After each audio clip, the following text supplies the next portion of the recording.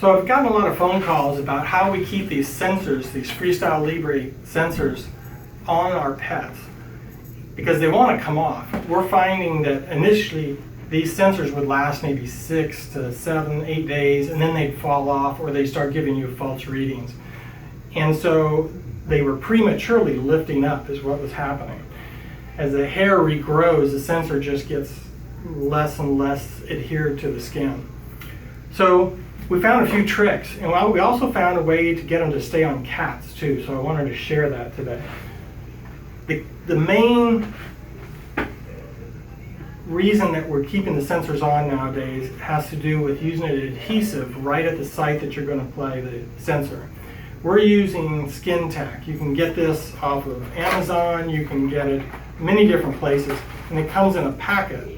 And you just open it up and it's a little cloth that's real sticky, and you just apply it to the skin, and it does a good job of creating a real sticky site that works well for the application of the sensor.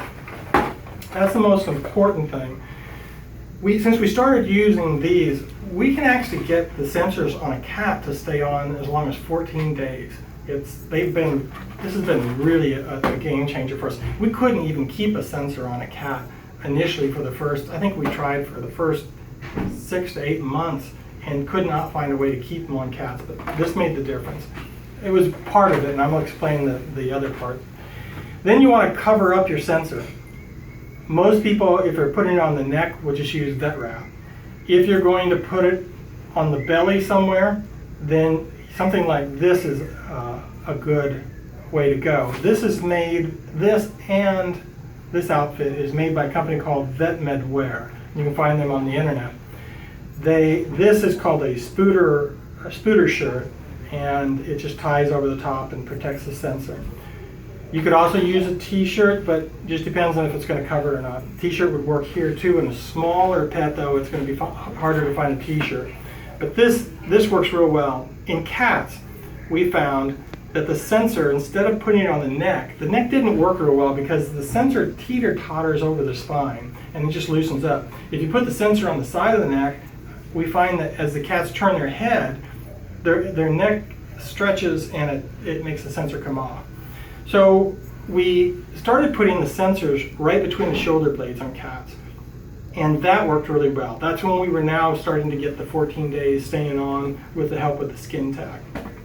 You can also put sensors on the belly as well on cats, and in that case, you're probably, like I said, you're going to use a spooter outfit. Last thing I wanted to mention was that our readers and our sensors are changing from a 10-day to 14-day reader and sensor. And the 14-day reader only reads 14-day sensors. The 10-day reader only reads 10-day sensors. So you're going to have to make a decision when you buy your reader whether or not, which way you want to go with a 14-day sensor or not. I am convinced, and we are starting to get 14 days now that we're using this product. And so hopefully, as we switch to a 14-day reader and sensor, it's not going to be a problem, and we'll get that full length of time. But even if you don't, you're getting a great deal for, even if it's just a week that you get these on, you're getting so much information during that time.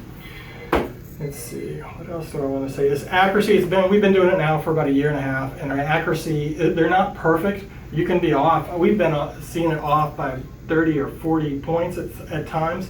But for the most part, it's been on the money, and it's helped us make the decisions we need to make as far as, do we give insulin, do we give less, do we give more? All those are easy to make with these curves that we now get with the sensor. And that's really all I had to say today.